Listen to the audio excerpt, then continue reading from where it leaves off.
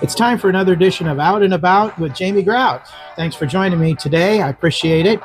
You know, I was listening to a tutorial on how to get a good podcast going, and the guy who, well, I guess you could say he's pretty much an expert on podcasts. He's from Newton. His name is Mitch Matthews. Said most podcasts only go about 3 episodes. Well, I'm on to my 4th now, so I feel like a bit of a success, and thank you so much for your support on all this. In just a moment, I'll be having a conversation with Libbie Keith, who is a very interesting person. And in an effort to be totally clear, this is the second time that we are recording this podcast because I got some new equipment and it did not work yesterday. So Libbie's being very kind and letting me re-record her today. Let me talk about some of the podcasts that have been posted on Spotify and also on the Out and About with Jamie Grout page on Facebook and the Jamie Grout page on Facebook. First one was with Mayor Evelyn George. We also talked to a member of the Jasper County Board of Supervisors, Doug Couples, and also with Bill Peters, who has been principal at Newton High School for like 20 years and now is transitioning into being the provost at DMAC. So check those out. And upcoming conversations are with Craig Armstrong from the city of Newton. If you know him, you love him. He's a great guy. Started out in Newton at the Iowa Speedway and has worked for the city. And I can't think of a better cheerleader for the city of Newton. So looking forward to talking with Craig. We'll also talk to radio legend in Iowa, Van Harden, and also with Newton School Superintendent Tom Messenger. But right now, let's talk to Libbie. Thank you so much for joining me today. Thank you for having me. I'm excited. Well, good.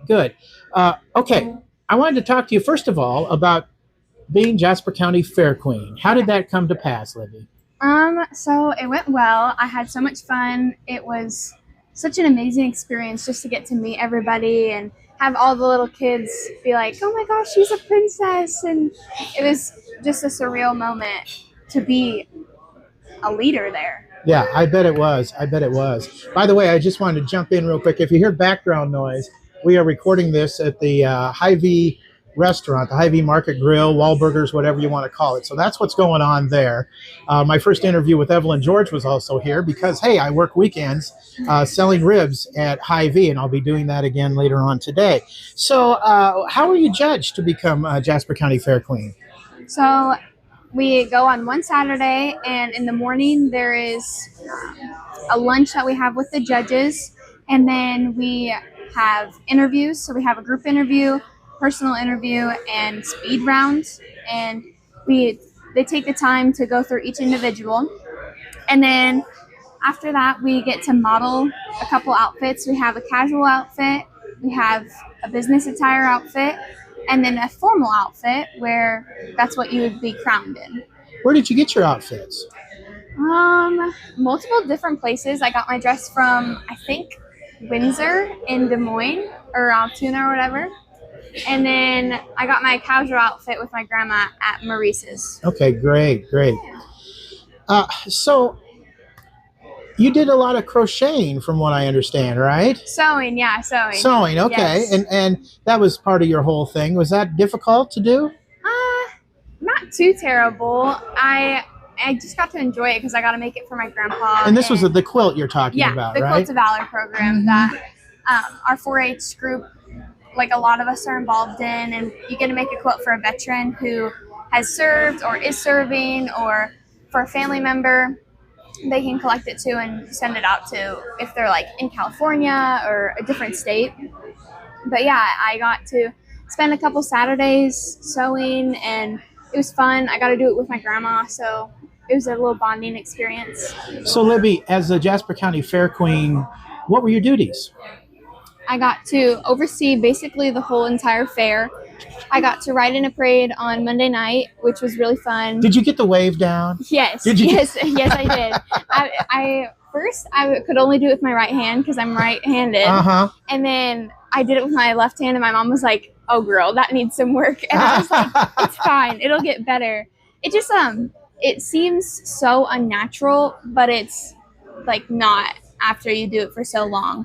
It just seems like a normal wave to me now, but I do have the wave down. Okay, good. But yeah, I got to ride in the parade, and hand out ribbons like first place, second place, and blue ribbons, stuff like that.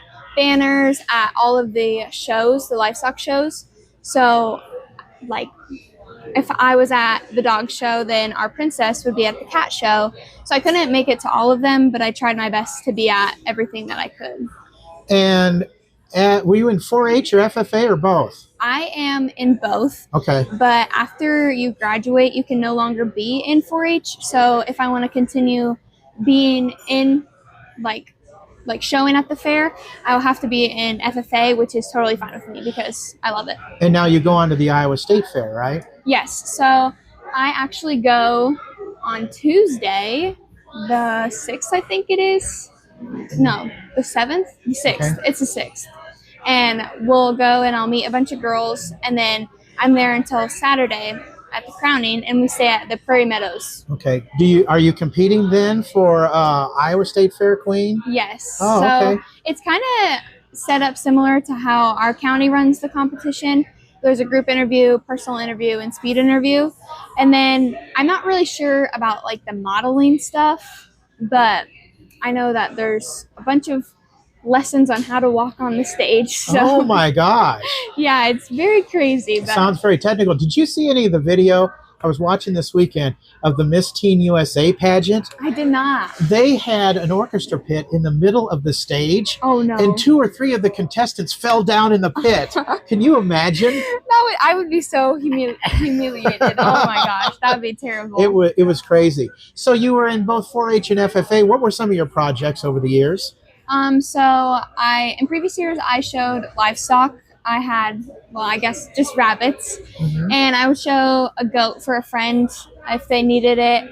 Any screaming goats or fainting goats? Fainting goats. Fainting goats. Yes. How about that? Yeah. We have a thing for that. We love fainting goats. They are definitely, once they're scared, they do not move. It's very interesting. But I got to show a couple goats. I normally would put in a couple photos into the buildings for projects.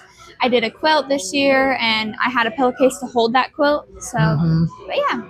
Well, and when we first recorded this, I told you, and you know kind of the history I have with your family. Yeah. I knew your great-grandpa, Walt. He was the engineer at KCOB for years and a ham radio operator. He's a brilliant guy. And truth be told, there was a time, I loved my mom and dad. My dad was great. My mom was great. I was lucky to have fantastic parents, but I was kind of jealous of your grandpa Bruce because I wanted to be Walt's son and learn electronics. And I tell you what, there's a real need for radio engineers right now, and they can probably get paid whatever they want to get paid because they're in a shortage. And your great grandpa Walt was a brilliant, brilliant man, and your great grandma Madge made the best brownies in the world. And I went to school with both your grandma and grandpa, Jane and Bruce. Mm-hmm. And in fact, Jane and I go back to Woodrow Wilson Elementary School. So, and I know your mom and dad too, and your dad never fails to give me a hard time when I'm on the radio. So yep. That's I love the Keith family. It's just great. It's just great. Thank you. Okay, so I want to talk about your bowling prowess and how well you've done on that. When I was in high school, we didn't even have a bowling team. So it's nice that Newton has a bowling team. Tell me about your accomplishments. So I am a 4-time state qualifier for Newton individually.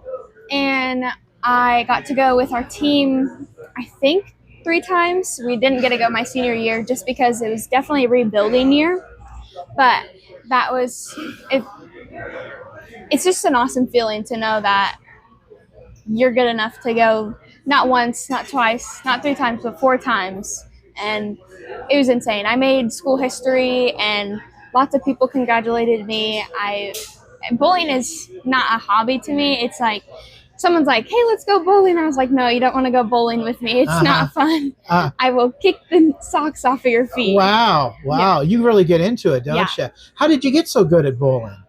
I grew up at the bowling alley. I had a bumper league when I was little, and we would get stickers every time we hit a pin, basically. And then on Wednesday mornings, my mom was in a league with older ladies, and they just adored me. I got to color, and I played with them, and they let me do whatever I wanted, basically. But growing up at the bowling alley, I wouldn't change a thing about it. Yeah. Now, I know that I am not the bowler you are by any means at all, but I've heard there's pin bowling and spot bowling. And which one are you? I am a spot bowler. So you look at the arrows that are there on the lane. Yes. Yeah. I normally will do like the second arrow, and my ball will react to whatever oil's on the lane to come in and hit pocket. Do you have a little curve on your? Yeah. Okay. Do you like a heavier ball or a lighter ball? What?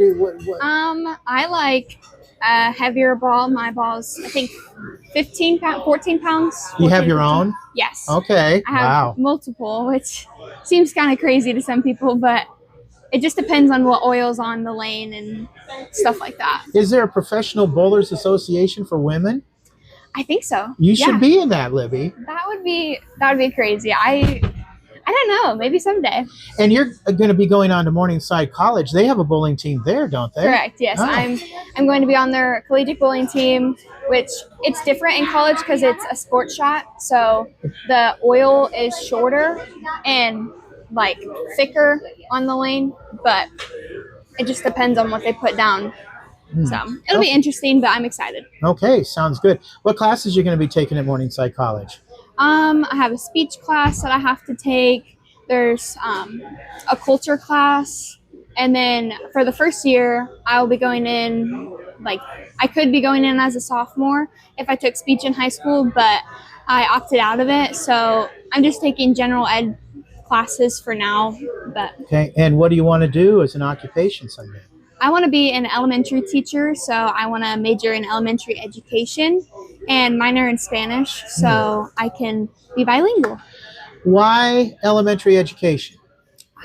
Ever since I can remember, my kindergarten teacher, which I barely remember kindergarten, I only remember one specific thing from kindergarten, but I just love kids, and my teachers in previous years inspired me to want to be a good impact on kids and make them want to come to school and have fun. It's not like, oh, I have to go to school. It's I want to go to school. Did you have favorite teachers going through the Newton Community School District? I did. I had a lot. I think I was blessed with really great teachers. I don't think I did not like any of them. But I think my favorites were obviously Miss Corey, who was my kindergarten teacher. Miss Bennett was my second grade teacher. Let's see. I really liked, I don't know, all the 8th grade teachers that I had because they had different schedule. Like you would go to this class for this one and this class for this one. But I really liked my 8th grade teachers. And then Miss Ward at the high school. Sure. She was amazing, phenomenal. Yeah. It's so sad she retired because, I mean, the kids coming up aren't going to get to experience her awesome teaching. And she was just amazing. Yep. I had a favorite teacher in elementary school. Her name was Mrs. Forbes. And she is the grandmother of Gary Forbes, who owns Forbes Office Equipment now. And she was just an angel. Everybody at Woodrow Wilson looked forward to having Mrs. Forbes. She was just the best. And then I had a great speech teacher, Mr. Cruz, who just went into the NHS Hall of Fame. He was very encouraging of me. And I wasn't a debater. He was in charge of the debate program. My sister was in debate, but I was in speech. And I was in radio news announcing. Did you ever participate in any of that or have any friends doing that? I didn't. So I did radio news announcing when I was in high school, and I want to encourage anybody that wants to get into the media and do that kind of thing that's in high school to get into that. And I got a Division I, thanks a lot to Mr. Cruz's encouragement. And I had a great drama teacher, too, Mr. Betts. And theater really helped me out a lot, too. And I later on was involved in community theater and whatnot. Okay, so what all, besides the bowling team at Morningside College, are there any other organizations or sporting teams that you want to get involved with, Libbie? I'm hoping to get involved in some intramurals. I don't really know for sure yet because obviously I haven't got to experience the college life yet, but I want to get involved somehow, some way in a different club besides bowling if I have time. Okay, that sounds good. Yeah.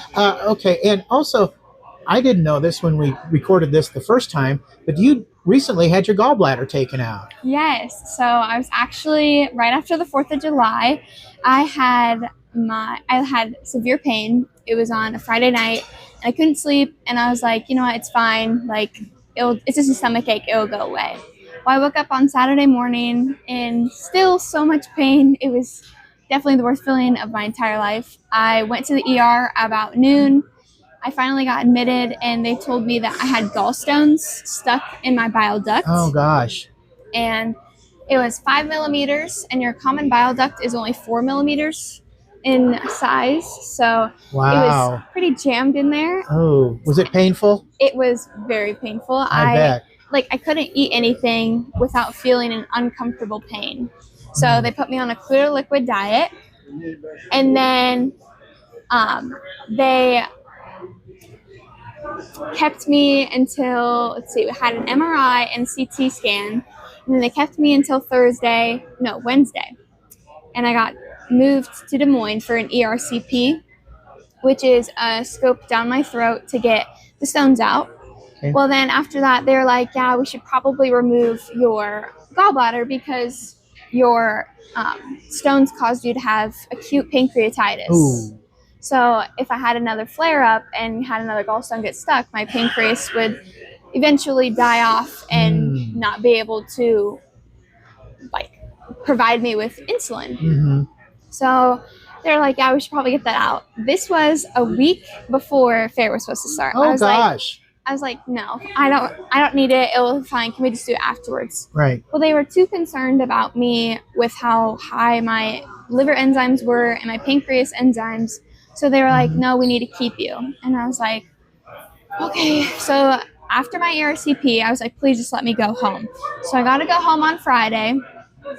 And then Saturday, Sunday, and Monday, I was preparing and packing for the county fair. Sure. Because I was not going to let anything stop me from being there.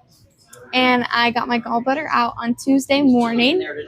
And it was very painful. I was sore for 2 or 3 days. And then I was finally at the fair on Friday. But it was definitely an eventful July. I would say. Yes. Good heavens. A lot of stuff happened in a short period of time. Yes. It was a very quick turnaround, but I'm grateful that it was caught before I went to college.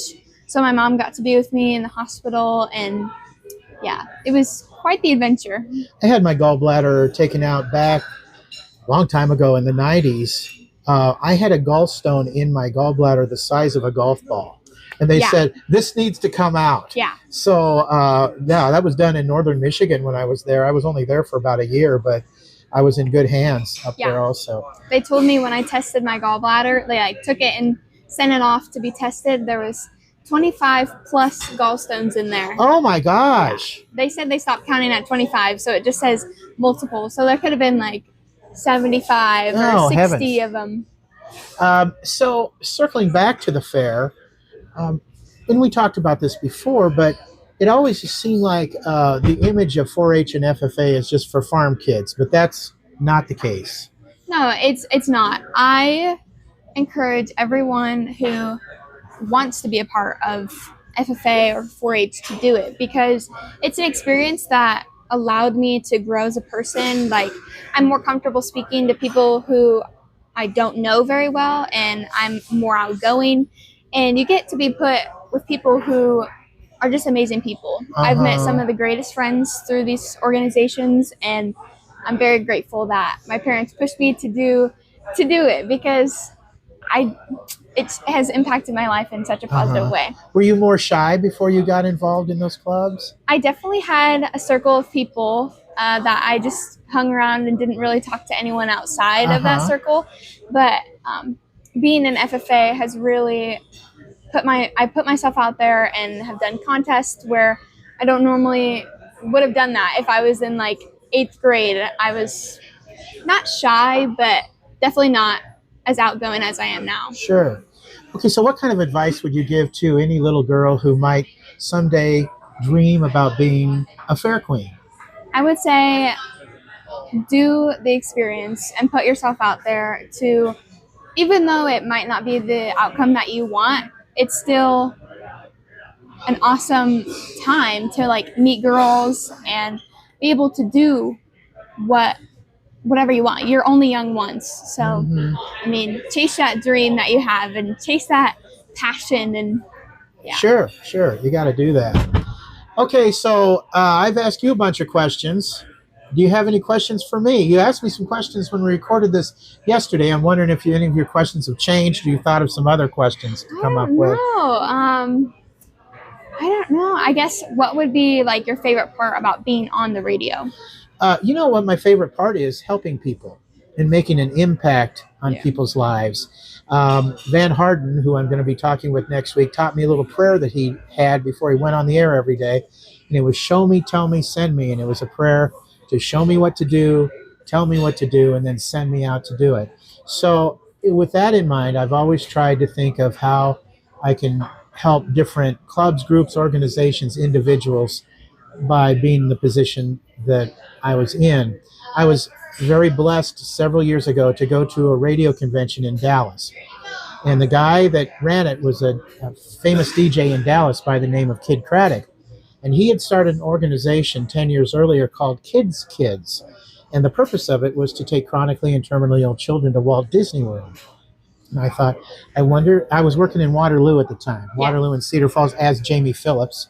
That was my radio name there. And I went back to my boss, who was also my co-host on the morning show, and I said, what do you think about this idea? And he said, well, we could give it a shot. Maybe we will get a busload of kids and take them to Adventureland who are chronically and terminally ill, and that'll be the end of it. No, that's not how it worked out. We talked about it on the air. Our first donation came from a couple little girls who had robbed their piggy bank. And that got the ball rolling. One thing led to another, and we raised enough money our first year to take 16 families with sick kids to Walt Disney World. We took a doctor and a nurse with us. We also had, everything paid for. It was all the lodging, all the rides, all the parks and everything was all paid for. And in 7 years that I was president of the organization, we took over 100 families to Walt Disney World, and we broadcast from there too. Wow. The organization, when I left the radio station, the name changed, and it now goes by Magical Mix Kids. And it's been going on for like 25 years now. That's awesome. And so, you know what? I did something right in my life. And the Cedar Valley, Waterloo, and whatnot was a big part of it. Jamie and Jim's kids could have never gotten off the ground without Jim Koloff, who was my partner in crime on that whole thing. And in fact, a couple of years ago, I heard about it. We lost one of the children. I think he lived probably into his 20s or maybe early 30s. Yeah. But at least they got a chance to go to the happiest place in the world. Yeah. So that's my big thrill about being on the radio, being able to help people. That's awesome. Yeah. All right. Well, Libbie, may I ask? I've been told by my mom you should never ask a woman her age, but I'm curious how old you are. I am only 18. You're 18, and you have lived quite a life. Yes. So far, being 18. But you know what? The best is yet to come for you. Yes. So who knows what'll happen? Maybe you'll replace Sarah Haynes on The View someday. Yeah. Or maybe you'll just be a great elementary education teacher. I'm hoping so. Whatever happens. But I'm sure you're going to live a great life because you're a great youngster. You come from a great family. Thank you so much for taking the time to talk to me today. Thank you. The conversation today with Libbie Keith, Jasper County Fair Queen. I forgot to mention also cheerleader for Newton High School. Yes. A person who had their gallbladder removed, bowling champion, you name it. She's pretty well done it at her age and a lot to be proud of. All right. Stay tuned for the next Out and About with Jamie Grout here coming up real soon. And until next time, Grout is out. See ya. Okay. Hopefully